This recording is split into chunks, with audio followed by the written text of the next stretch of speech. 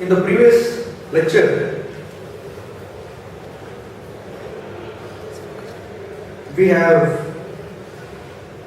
tried to analyze the difference between the physical network called internet and the alternate reality created over this internet, which we have labeled as cyberspace. Value judgment of any technology is not easy. What I mean is, if you ask a straightforward question on whether cyberspace is good or bad, it is not the right question to ask. For any technology, this is not the right way to formulate the question. For any technology. For a long time, there was a debate on whether TV is good or bad. Then they asked the same question on cinema. And people tried to formulate an answer for such questions.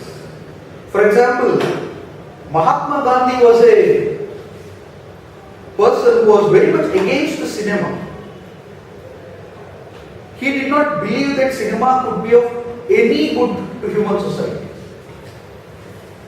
He was also very much against sports also. He did not believe that sports should be a serious pursuit for humans. But I do not think that such bland statements can be made on any technology. Whether it is cinema, whether it is television, whether it is internet, computers, mobile phones, tomorrow there will be a different technology. Again we will start asking whether this technology is good or bad. I don't think this is the right formulation.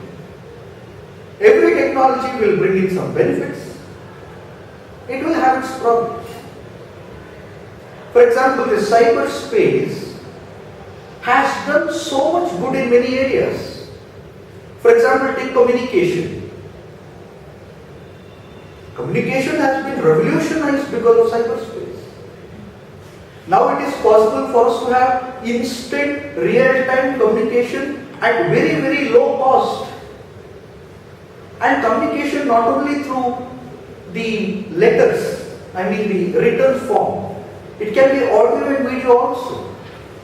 So real-time audio and video communication to anyone, anywhere across the globe has become a reality today.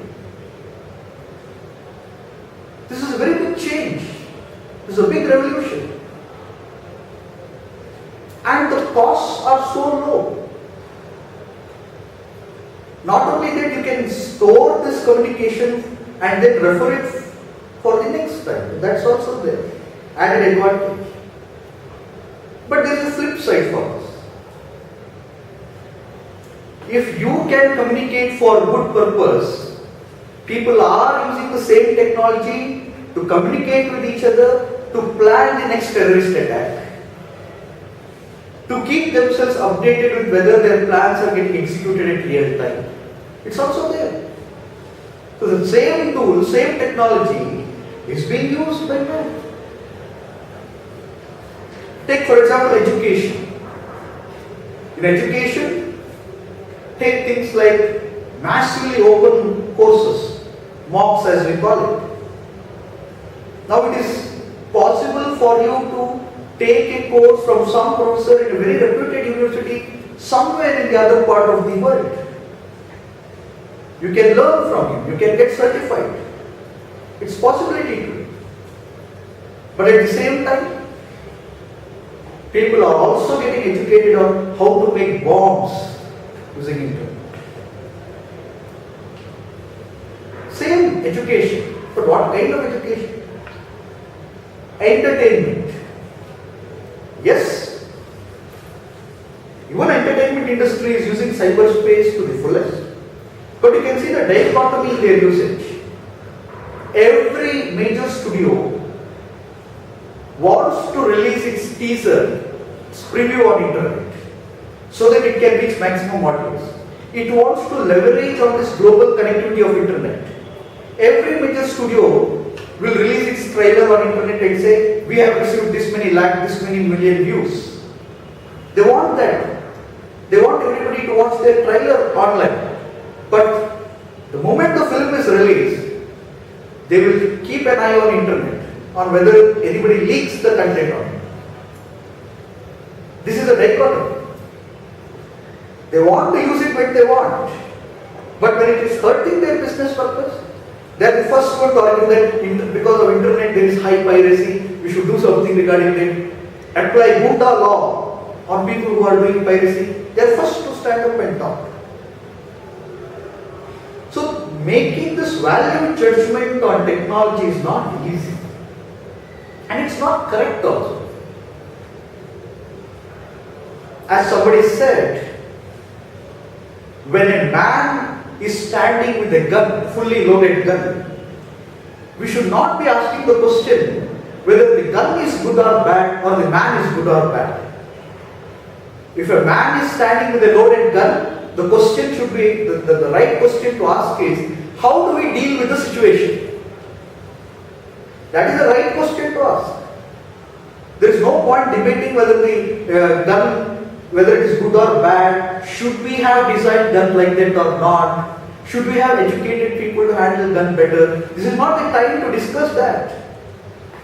When the person has gun pointed at you, the right thing to do is see how you can deal with the situation. The situation is safe now. People, more and more people, have started using internet and then entering into cyberspace. This is not the time to ask whether cyberspace is good or bad. This is not the time to ask whether mobile phones are good or bad. This is not the time to ask whether internet is good or bad. Or this is not the time to ask how we should educate people to use internet, how we should educate people to use cyberspace. This is not the question to ask. The question to ask is, how do we deal with this situation? People from various backgrounds, various cultural backgrounds, educational qualifications, they're all coming together into this cyberspace. They're all bringing their values into cyberspace. They may be good, they may be bad, but they're all entering into cyberspace. Everybody is able to interact with each other. How do you deal with this situation? That is the question that should be asked. We should see how we are dealing with the situation, not try to debate something else. So how are we dealing with the situation? You do not know who is coming into cyberspace, whether the person with whom you are communicating, whether the person is a child of 10 years or a person who wants to abuse a 10-year-old child. You do not know. There is this veil of secrecy. Whether it is good or bad is secondary, but we should know how to deal with it. That is why we should focus on how to deal with such situation in any technology. For that, we have already given 3-4 default answers. Whenever there is a technology, the ways with dealing with technology, we have already seen them. We have told the first way to deal with this kind of situation is try to solve the problem with the help of law. Now, for example, what is the problem here now? Problem here is many people are coming onto the internet. We do not know whether they will be using internet in the right way or wrong way. How to deal with this situation? First traditional answer is see whether law can solve this problem. Because as we keep saying, if there is a law and everybody ought to follow the law, there is an easy answer for us. But with cyberspace, law cannot answer all the questions. Why? Because cyberspace by definition is not limited to one geographical location. Law always works in a boundary. Law needs a physical jurisdiction, which is not possible in cyberspace. You can have a good law, but applicability of that law in cyberspace will always be a problem. What is the second solution? Second solution is see whether you can deal with the situation with the help of some moral theories. some ethical philosophies, moral rule of conduct. Is it possible to extend our religious, moral, ethical beliefs into cyberspace and regulate cyberspace? Can we try? One more way is, can we have professional code of conduct and apply them into cyberspace? Possible. Can institutes have their own rules on how people should use internet? How they should behave in cyberspace? Can we have regulations? Can we have etiquette? Can we have social customs which are applicable into cyberspace? Possible. Can we use education as a medium to improve the way people behave in cyberspace? Possible. We can explore. So, with any kind of situation, we do have these traditional solutions to the problems. We should see how we can apply them to this case. More specifically, as I said, in cyberspace, there are three issues which will primarily emerge, and we should know how to deal with them. The three issues are privacy, accountability, and property. Let me briefly speak on these three issues. First, privacy. By design, internet does not allow anonymity. How? In internet, each machine should be identified with an IP address. Any resource which is there on internet should be identified by a URL. So nothing is anonymous by design in internet. There is no anonymity at all in internet. Internet, I mean the network. The network called internet, there is no place for anonymity.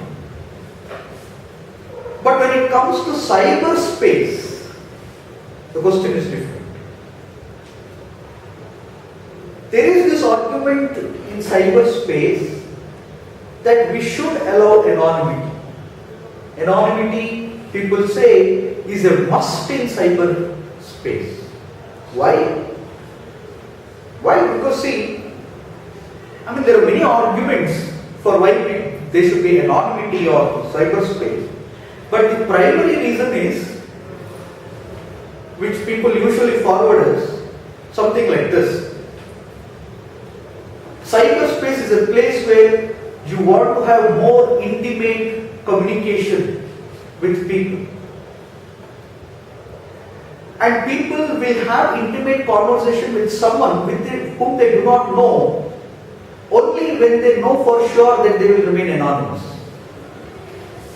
So if you want to have more meaningful relationships in cyberspace, then anonymity, they say, is a prerequisite. Whenever we form new relationships, even in real life, don't we hide some part of ourselves? You are introducing yourself to someone new.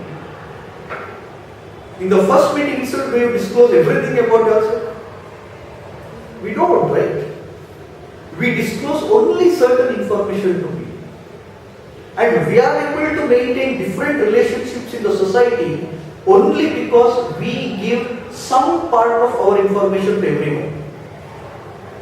Why someone is my family is because they know some part of me. Why someone is my workplace friend is because they know only some part of me. Why someone is my friend is because they know only some part of me. And why someone is my close friend is because they know something more than a friend about me. Doesn't it exist in real life? Anonymity is important in real life also because it is the only way we are able to retain multiple relationships in the society. If there is no anonymity, if everybody knows everything about us, we will not be able to maintain this healthy relationship in the society. And you can always argue, what is wrong if everybody knows everything about me? There is some feeling of uncomfortableness in this. What my doctor knows about me, I don't want my friend to know it. Unless and until it is that important. Right? The compartmentalization of information is essential. And that we say should be carried on in internet and in cyberspace. So in cyberspace also, we should be able to retain our anonymity. Now how do we retain our anonymity? Should we retain our anonymity in cyberspace? Recently when I say before some 2-3 years, Facebook made this policy called real name policy, wherein it was no more possible for you to open a Facebook account in any other name but your real name. There was the option that you had to verify your real name through any documents, whether it's through government operated ID card or non-government operated ID card. Some way you had to authenticate that you are the person using this name, you are the real person. Even Google Plus had this. They later withdraw this because there was a huge uproar against this policy. Even recently it has resurfaced. Recently Facebook is saying that it wants to. This policy was there in Facebook from a long time. Not many people viewed it seriously. It became serious when Facebook started giving messages to people saying that this doesn't look like your real name, please authenticate, otherwise your account will be closed. Such messages were popping up, and suddenly people became very conscious about this fact. Is it right? Is it right on the part of this online social network to say that you should tell who you are?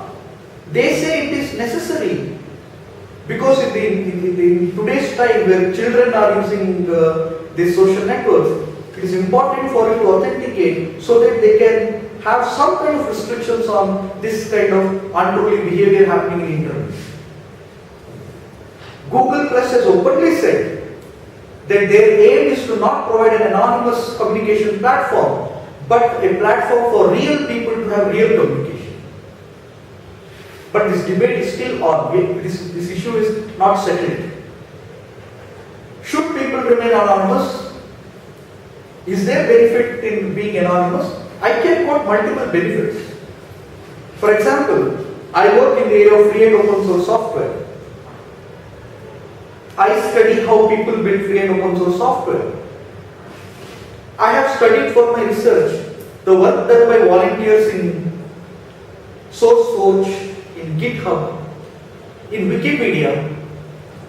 There is no requirement that you identify yourself with a name. I have worked on issues like who is the most active developer in SourceForge. What I get in return is a screen name, that's all. AXV008. I don't know who he is. Or for that matter, I don't know whether he is he. I don't know anything about that person. I don't know whether that person is a 10-year-old whiz kid or a 60-year-old veteran. I do not know whether they are from my next neighborhood or from some corner of the globe. I do not know. I do not know their race. I do not know their religion. I do not know the language they speak. What I know is a screen name, they are doing this work, is it good or not? That's all. And this has been practiced in academia for long. In academia, we feel that anonymity is important for making judgments. That is why your exam papers are anonymized when they go for evaluation. In the evaluation, they will cover the front sheet of your paper. It will be anonymized. And then it will go to someone for evaluation because we feel that anonymous evaluation is the best. That is being followed. Have we not seen this lady of justice whose idol is kept in courts has her eyes blindfolded? We have valued anonymity in this real world also. We value anonymity. Anonymity does not mean that everybody wants to do something illegal. It's not that. There are some positive benefits of anonymity, and in the modern world, There are, for example, issues like the major opposition for Facebook real name policy came from LGBT community who didn't want to disclose their real identities. They were the major opponent for this real name policy. So we have to support all of them. For example, one more group which was opposing this real name policy were people who were victims of sexual violence or domestic violence. They wanted to discuss their problems, but they wanted anonymity. Shouldn't we support them? All these questions are there. So when issues of privacy in cyberspace is being discussed, I want you to be at least sensitive to all these issues. And how do we deal with it?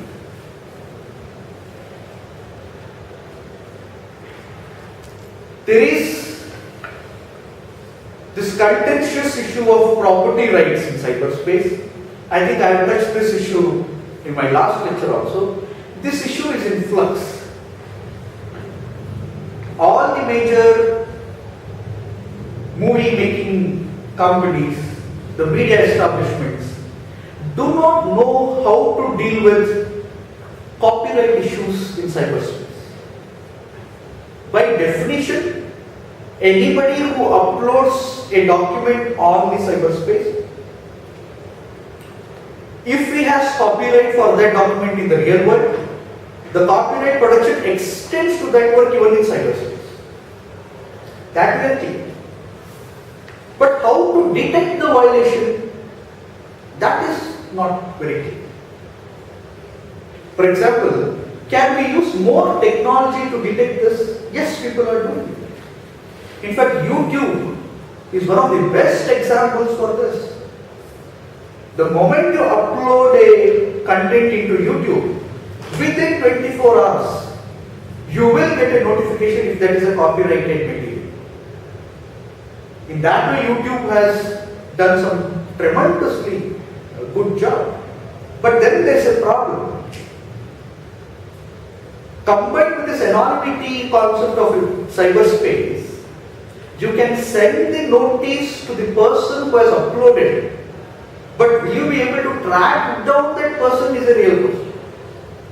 Because technology has improved so much, you can reach the machine through which the uploading is done, that's all. You can trace the machine, you cannot trace the person. There is a difference. The person who is smart enough to use a public machine to upload all this stuff. And there are also technologies available today which does not leave any trace of which is the source. All of us know the Tor server, anonymous server. It does not leave any track to come back and check which was the source. So technology has improved so much that imposing copyright law, especially on cyberspace, has become extremely difficult. One more issue which is becoming a real problem is fixing the accountability. If something goes wrong, who should be accountable? This question is very difficult to answer.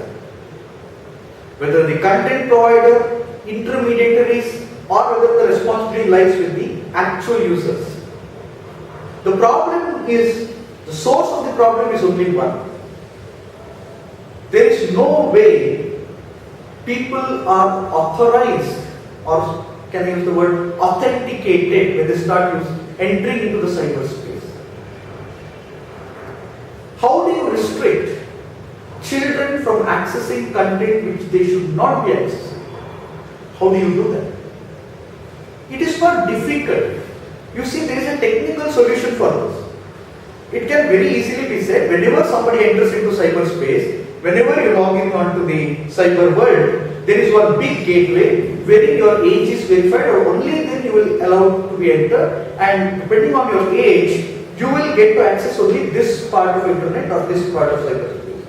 That can be done. It's not that it's impossible. Technically it is feasible. That is, every time you say you give your ID card, or you identify a person using iris recognition or fingerprint, authenticate and then allow. It is possible. It is not that it is not possible. But why it is not being done? It is not being done because the consensus has not arrived. Once there is no consensus, no law can come. These are still early days. Though internet has a history of 20 years, relatively speaking, we are still in the initial phase of cyberspace.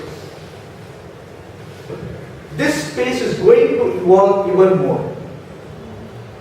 More questions will be asked. New technologies will come in. It will muddle the entire situation. I think in coming days we should be answering more tougher questions regarding cyberspace.